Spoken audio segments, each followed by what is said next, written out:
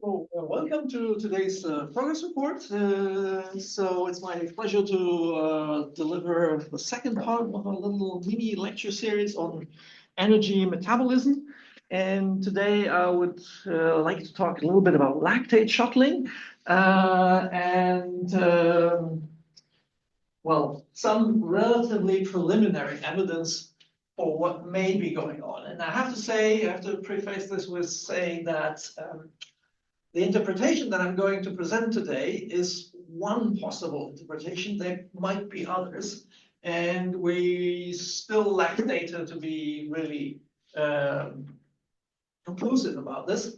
Not sure whether we can ever be very conclusive about this, but I think I hope you will find it interesting nonetheless. And if you have other alternative suggestions in the end, I would be very happy to hear about it. Okay. So, is this working?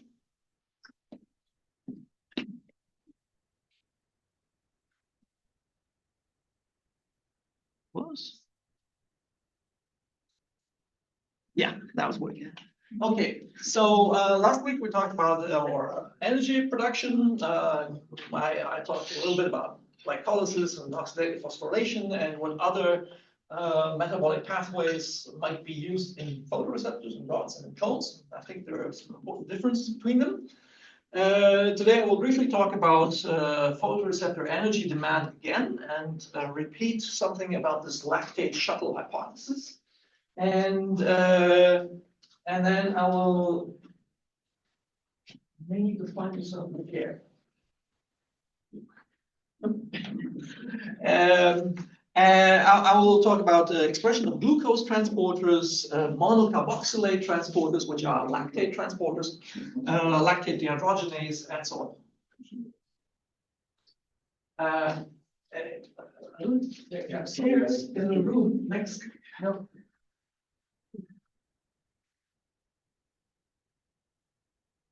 Okay. So we'll keep the door open for a while. Then I will talk about what happens when you block lactate transport, and at the very end there will be a little bonus about lactate shuttling and taurine shuttling, perhaps. Okay, so this photoreceptor energy consumption or energy demand, this has been a topic for a very long time. Last time I talked about Otto Warburg, who kind of accidentally went into this in the 1920s. This is data now from the 1990s, where they looked at rabbit retina. And rabbit retina is an avascular retina. That's a little bit different from us or mice.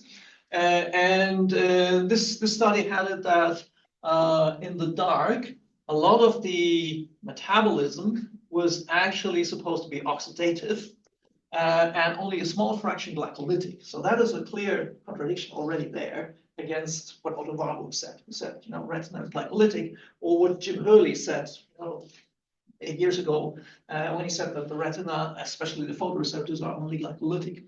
And in the light, this changes a little bit, but the general proportion glycolysis versus oxidative phosphorylation doesn't really change.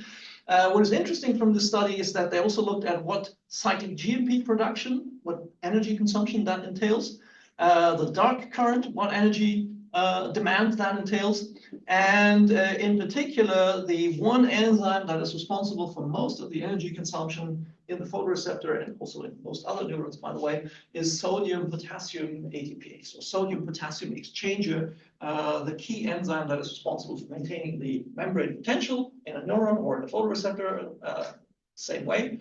And it's ATP driven and it consumes about 50% of the total ATP production of a cell.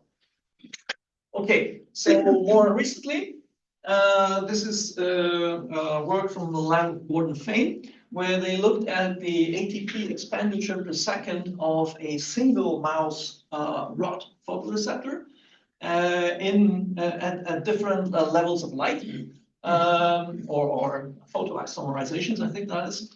And you can see here that the consumption is very high in the dark and that it drops gradually as the light intensity decreases, which is what you would kind of have expected when you look at how the phototransduction cascade works. And the overall expenditure for the total photoreceptor, you know, what is happening in the inner segment and the rest of the cell is pretty high, with 10 to the power of 8 ATP molecules per second, approximately, per cell.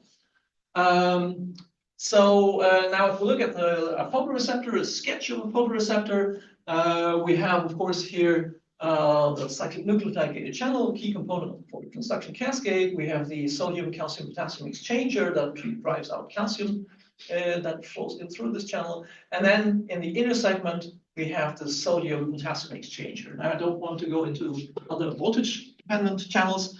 I just want to mention that the sodium potassium exchanger in the inner segment is really the key consumer of ATP.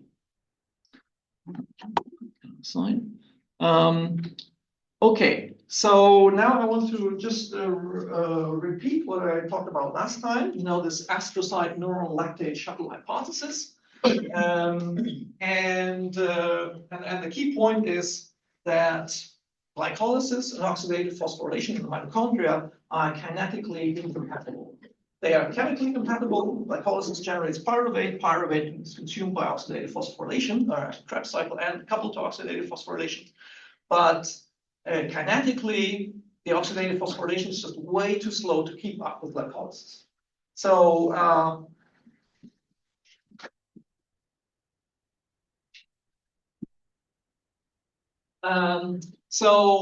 because this kinetic incompatibility of glycolysis and oxidative phosphorylation was apparent already in the 1960s, and there was, you know, people thought about a solution for quite some time, this astrocyte neuron lactate shuttle hypothesis was forwarded, which had it that glycolysis and oxidative phosphorylation were to be split across two different cell types. To resolve this problem, according to the hypothesis, glycolysis would be done only in glial cells and oxidative phosphorylation only in neurons. The glial cells would split glucose and provide either pyruvate or lactate to the neuron, and then the neuron would use oxidative phosphorylation to burn that completely and generate energy out of it, of course. Now, that was published, I think, in 1992 or so, or 1994. And if we transfer that to the situation in the retina, you know, what glial cell do we have here? It's the Müller glial cells, the only glial cell that's in contact with photoreceptors. So the idea would be, according to this hypothesis, glucose coming from the choroid goes through the RPE cell, goes into the Müller glial cell, and then the Müller glial cell would do glycolysis, split glucose, and then provide lactate or pyruvate to the photoreceptors, to the rods and cones. If that hypothesis, which is contested, by the way, it's been around for more than 30 years, but still there's no conclusive evidence that it really is like that. But assuming that it was correct, that could be a possible situation in the retina. Now, the alternative hypothesis that was provided by Jim Hurley's lab less than 10 years ago had it that the glucose that comes from the choroid goes into the retina and is going into the photoreceptors, and then the photoreceptors would do glycolysis. They would basically live exclusively off glycolysis, generate lots of lactate because their energy consumption is so high, and then that lactate would go to the RPE cell, and the RPE cell would be the one cell type that is doing oxidative phosphorylation and burn the lactate, well, most of it at least. So these two hypotheses are opposing each other, and we're not really quite sure what's really the case. I mean, last time I presented some ideas, and I think that oxidative phosphorylation is actually very prevalent in photoreceptors. But one of the questions that remains is what kind of fuel are photoreceptors then using? They might be using glucose, of course, and do both glycolysis and oxidative phosphorylation. Although that's kind of incompatible, they might use amino acids to use anaplerotic metabolism, or, well, lipids perhaps, but I didn't talk about that. Okay, so what I want to talk about now is this lactate shuttling, which should occur in either case. How might that work? And last time I presented to you the expression of glucose transporters. Glucose transporter 1 expressed predominantly in the RPE here, up here, shown in magenta. Rhodopsin as a co-labeling in green, labeling the outer segments of photoreceptors. If we look at glucose transporter 3, it's strongly expressed in photoreceptor segments, probably at the border between inner and outer segment, as shown also here by co-labeling with rhodopsin. And this arrangement is very interesting because it links glucose transporter 1 in the RPE to glucose transporter 3. Glucose transporter 1 is a high capacity, low affinity transporter, whereas glucose transporter 3 is a high capacity, high affinity transporter. So you kind of match the affinities of the transporter against the gradient of the glucose. Now, the lower the glucose gradient, the higher the affinity of the transporter needs to be to provide for efficient transport. You kind of suck the glucose into the photoreceptor. Okay, and this matches the arrangement that we have in the brain. I presented that last time, where we have glucose transporter 1 on the epithelial cells, on the astrocytes, the glial cells. It goes through the glial cells, and then the neurons in the brain express glucose transporter 3, and that provides for a very efficient glucose transport. Now, you can already see here, this implies that a neuron would do glycolysis. Of course, if it takes up glucose, what does it do with it? It should use glycolysis. But what else does it do? This is the open question. So now that is glucose transporters. Now, how about lactate transporters? And this is from a recent paper from the lab. This was done by Yi Chen and Gustav Christensen. And they looked at the expression of different glucose transporters, lactate transporters. Lactate transporters are commonly referred to as monocarboxylate transporters. Monocarboxylate transporters transport monocarboxylates. This includes pyruvate and lactate and some other monocarboxylates.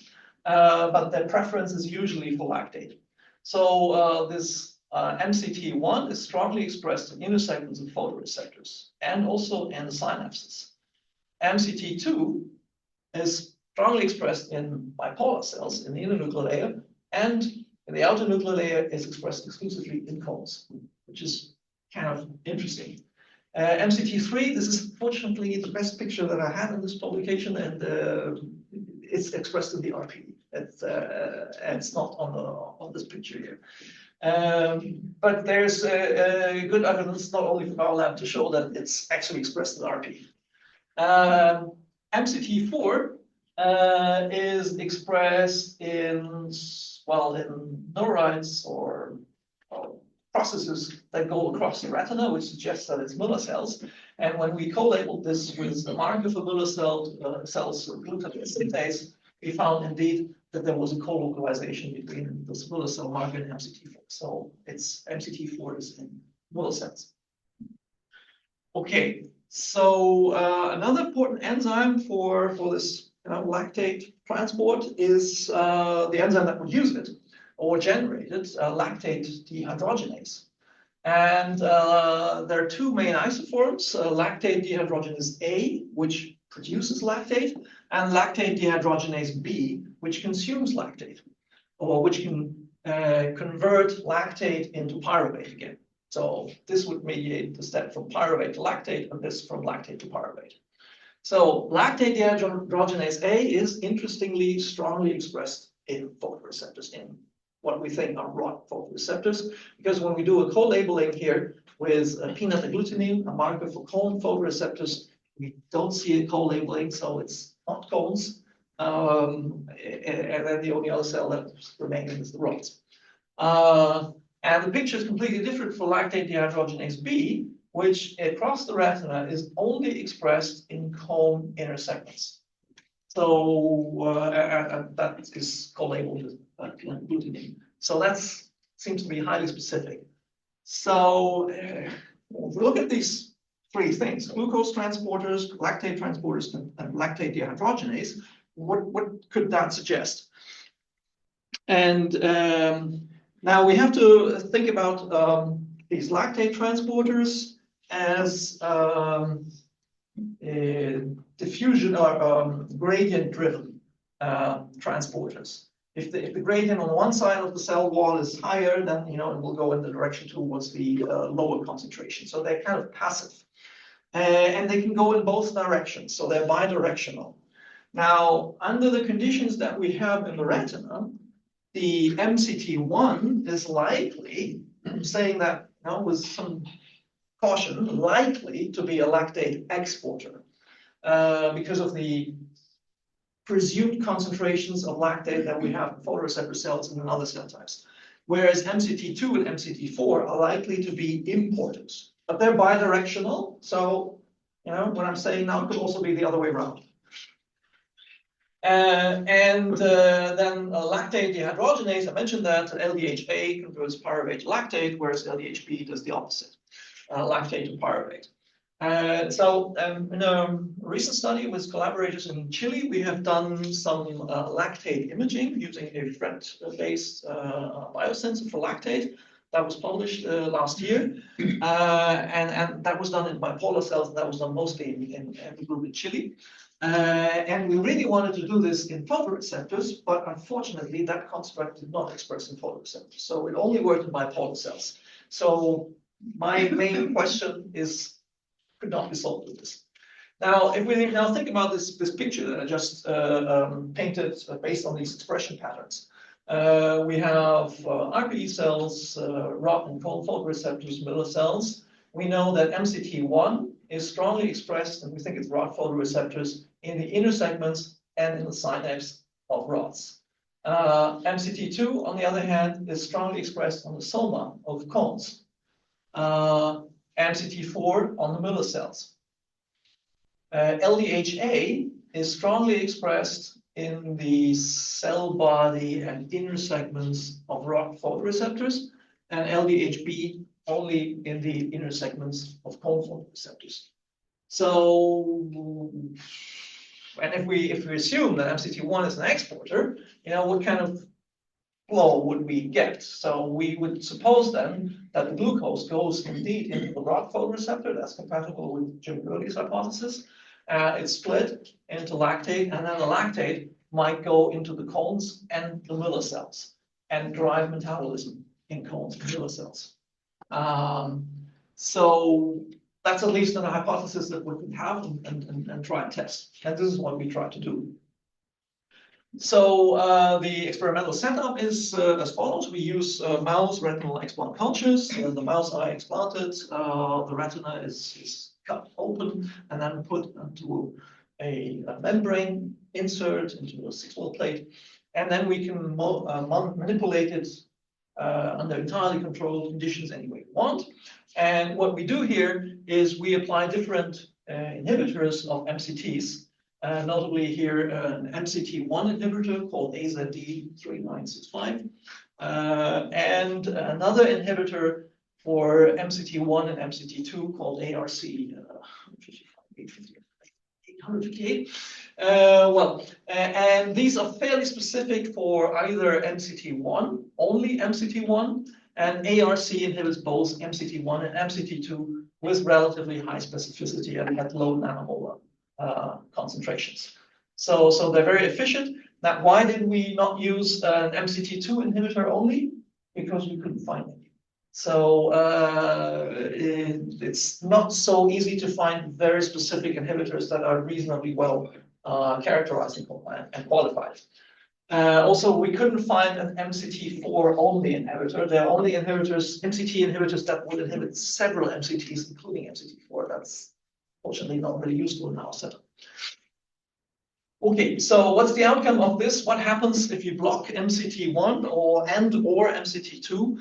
What happens to the viability of retinal cells? And this is these are cross sections through the explanted retina under control conditions, so no treatment, and then MCT1 inhibition and MCT1 and 2 inhibition with ARC. And we can see here with the tunnel assay that there are a lot of dying cells. So photoreceptors don't like it when MCTs are blocked. A lot of dying cells in the outer nuclear layer in the photoreceptor layer. Interestingly, the inner nuclear layer is not really affected by this treatment.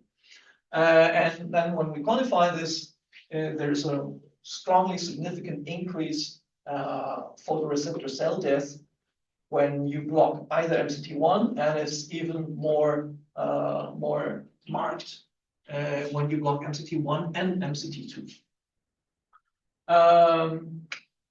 Now, what happens now to the cold photoreceptors? These are, here we have 95, 97% rods. So most of these tumor positive cells may be rods. But if we then co-label or counterstain with a cone marker called cone arrestin 3, we can establish how many cones there would be under control conditions. We can quantify this per retinal circumference, and then we count cones with the treatment. And the interesting thing is that with the MCT1 inhibition, there is well, a minor effect on cone viability, and if you block MCT1 and 2, cone viability goes down even further. So, so it looks like lactate transport in some direction is important for photoreceptor viability.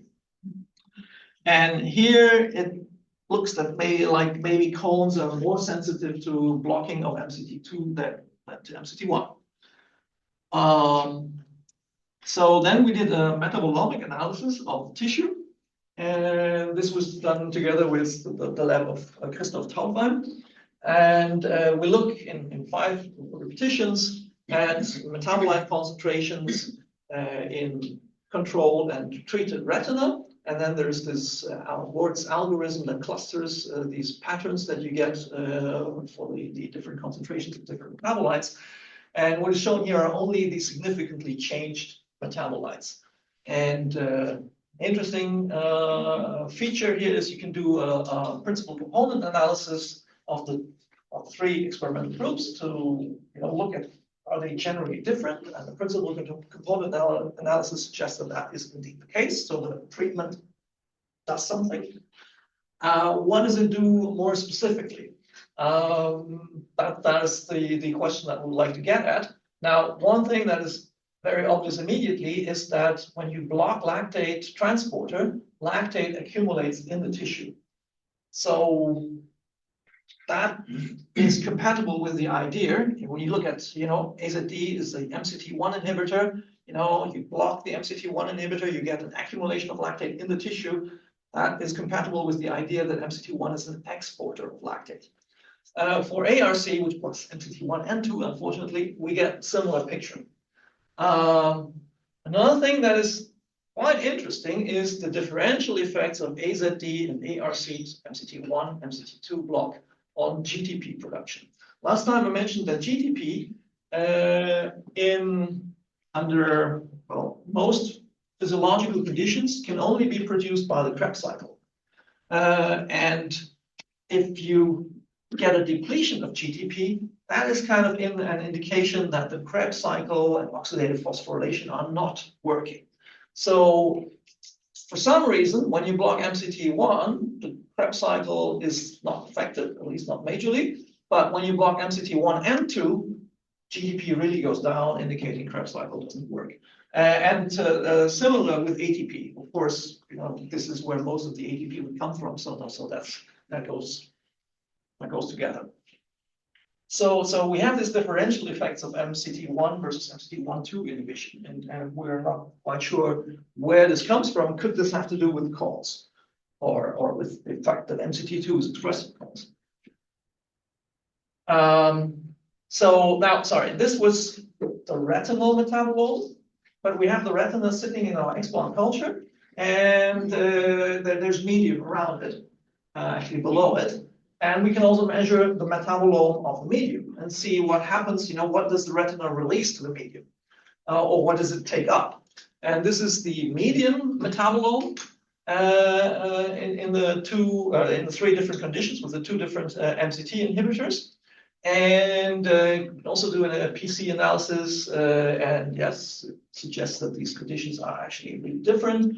We can look at lactate. And now it's kind of interesting.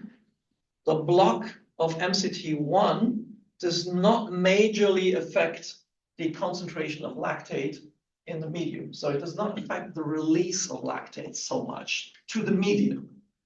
But if you block MCT1 and 2, then the lactate levels in the medium drop. So there's less lactate released to the medium. And the next thing that we can look at here is glucose. So we have a lot of glucose in the medium because we want to nourish the retina, and that glucose is gradually consumed. And we can basically measure how much is consumed under controlled conditions, a certain amount. And when we block lactate transport, the glucose consumption goes down because the glucose levels in the medium are higher. So the lactate transport block somehow impacts metabolism and it impacts glucose consumption. Okay, now the next thing, and this was done together with Paquet, is what are the functional consequences of lactate or MCT block? And these are so-called micro ERG recordings, where we take the retina that was explanted and cultured and exposed to these MCT inhibitors. We put it onto a microelectrode array and then measure the response of the retina to light. And these are field potentials, and the negative deflection that you see here after a flash of light indicates the hyperpolarization response of photoreceptors. Under controlled conditions, this is the light gray curve, and then with the MCT1 inhibitor, AZD, orange, and with the MCT1 and 2 inhibitor, blue curve. So, and this is under scotopic conditions, so this should be driven by rough photoreceptors. And under these conditions, we can see that model control has a nice hyperpolarization, as it should have. But when you block MCTs, that hyperpolarization gets less. Under photopic conditions, in the control, you see that there are also these, that you can also see, well, you see a minor hyperpolarization, but you can also see depolarization responses that are caused by the inner retina, for the most part at least. And when you look at what happens after MCT block, the line is basically flat. So blocking MCTs basically abolishes photopic responses, which are driven by cone photoreceptors. So it abolishes cone photoreceptor responses. And this can be quantified also over different light intensities. This is done in the lab of Madut. Under controlled conditions, you have a certain hyperpolarization response, that is dependent on the light intensity level. Same for cone photoreceptors. And you can see that with blocking MCTs, these responses go down for the rods, but for the cones, they're basically gone. So the cones are more affected by this. Another thing that one can look at in this micro ERG recordings and on these microelectrode arrays are the responses of the retinal ganglion cells, because the ganglion cells are recorded directly from. And under scotopic conditions, control, this is what you normally get in response to a light flash. With AZD, this is strongly reduced, and with ARC even more. But there are still responses in the scotopic range of light. And in the photopic range, these ones are really minimal. And this can also be quantified and analyzed. And really, cone responses are basically, or cone-driven responses of retinal ganglion cells, that's what I should say, are essentially gone. So cones are really affected.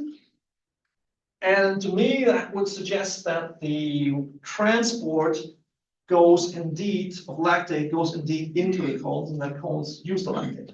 Now, I'll be happy to hear about alternative interpretations of this, but now I'm already almost at the end of it. I have one more thing about taurine, and this is the data that I presented last time. I'm not sure if any of you have a look at it, a close look at it. It has to be close, because otherwise it may escape your attention. So one thing, here we have a control retina that has an RPE, and this is a retina that does not have an RPE. It's cultured for a couple of days, and then we measure the metabolome. And in the retina, and the control retina, there is very little hypotaurine, And when we take away the RPE, hypotaurine accumulates in the retina. And taurine behaves exactly the other way around. So, and hypotaurine and taurine are obviously linked. You know, they are reduced or oxidized. They are linked by oxidation or reduction. And when we didn't show that last time, a sort of bioinformatic pathway analysis on this.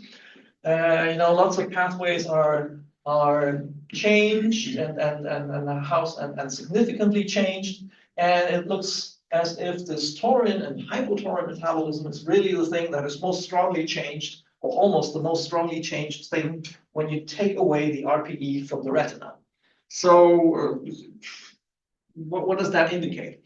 Now, we did an immunostaining for taurine, and we find that taurine in the normal retina that has an RPE is present quite strongly in the inner segments of photoreceptors and also in synapses.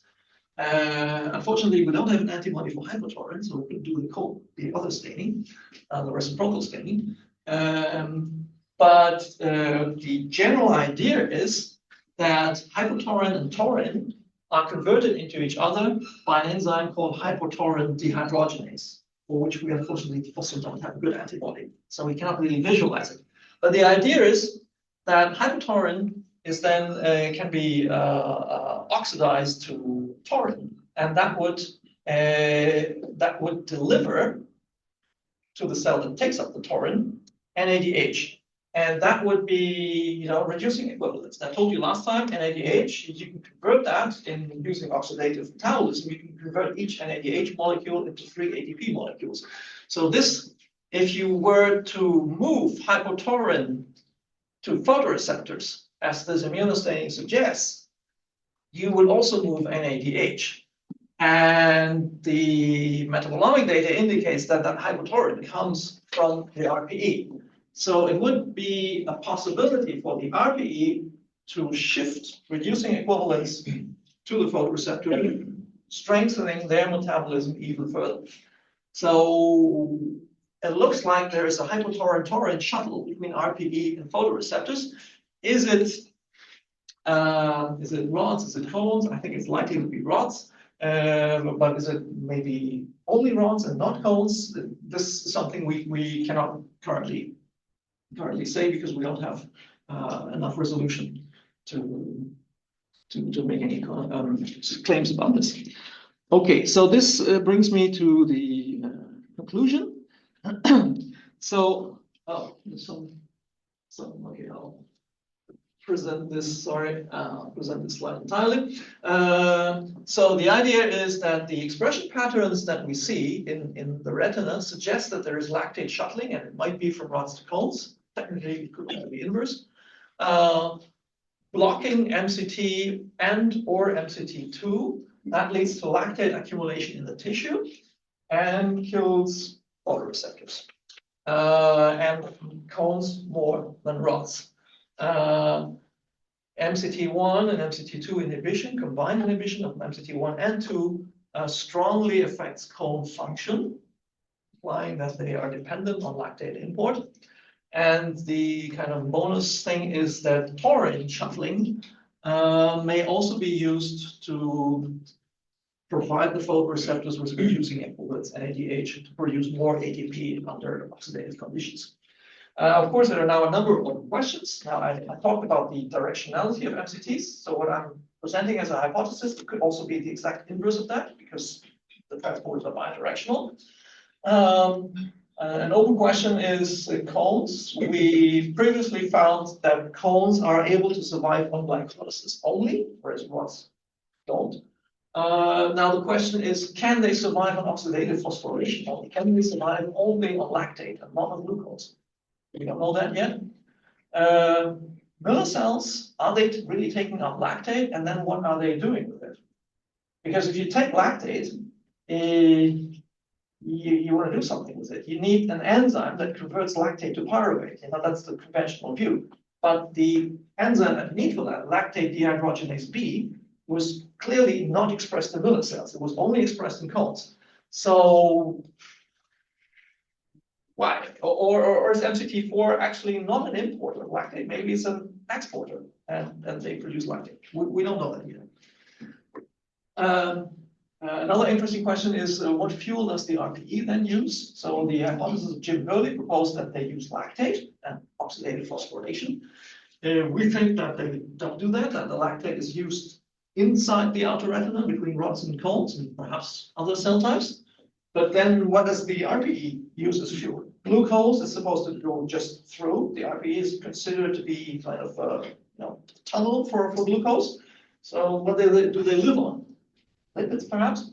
And then we also found, I presented that last time, that branched chain amino acids are strongly affected when you cultivate the retina under different conditions. So what are they actually doing in this context? And where? Which cell type? This is also something we don't know yet. And there are probably many, many more open questions. So at this point, I would like to close. I would like to thank all the people involved. Of course, our cooperation partners and our funding, the funding agencies that supported this, at least in part. And there is one or two papers out on this. And I'd like to thank you for your attention.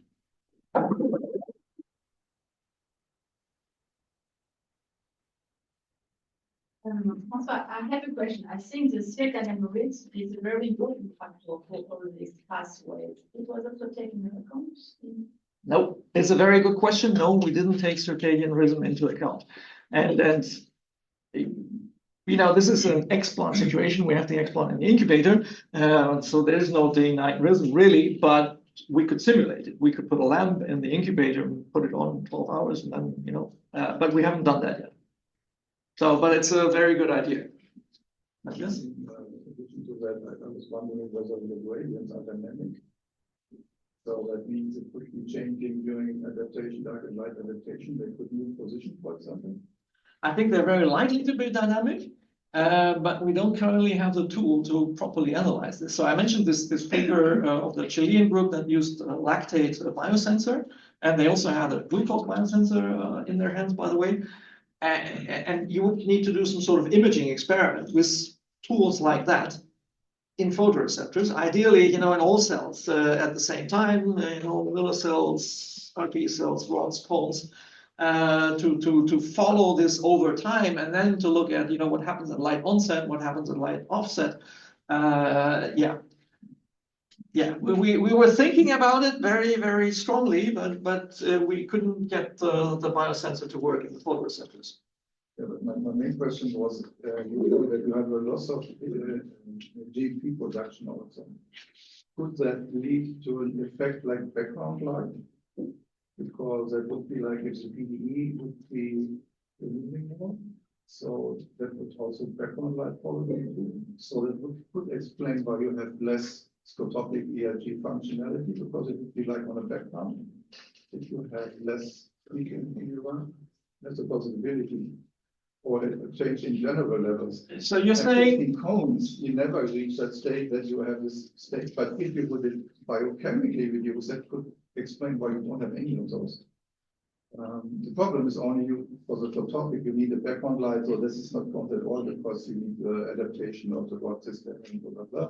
So to find out whether the cones are really working, you either need to do the rhodopsin knockout, or if you want to have the rods, then you could try the UV background and then try white light. So you would desensitize the rods on UV and not on white light, and use the white light for cones only. Then it could increase the sensitivity of the cone responses. So possibly you could see some less sensitive cone responses with this thing. Yeah, so if I understand you correctly, what you're saying is, so the metabolomic analysis of the retina under MCT1/2 inhibition suggested that GTP levels have dropped strongly.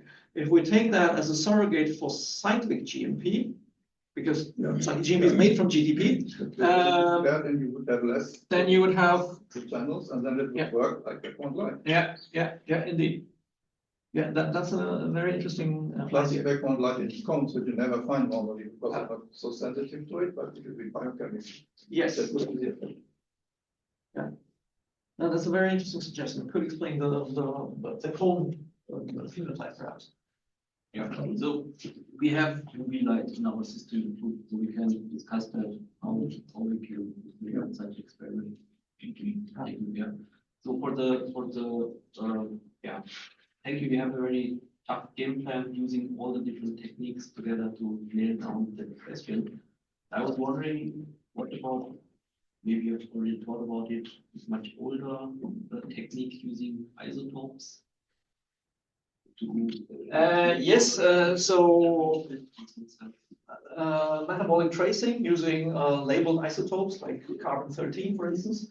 Yes, we've actually done such an experiment in collaboration with the lab of Jim Hurley in Seattle.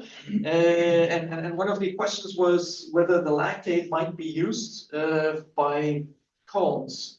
So we think it's used by cones, but whether it might be used by cones for gluconeogenesis, as opposed to direct fueling oxidative metabolism. Could they perhaps use it to do gluconeogenesis? And because they have LDHB, and last time I showed that they also have pyruvate carboxykinase 2, and these are two key enzymes to do gluconeogenesis. And they also happen to express glycogen phosphorylase, which suggests that they can do gluconeogenesis, store excess glucose in the form of glycogen, and access these stores in times of need.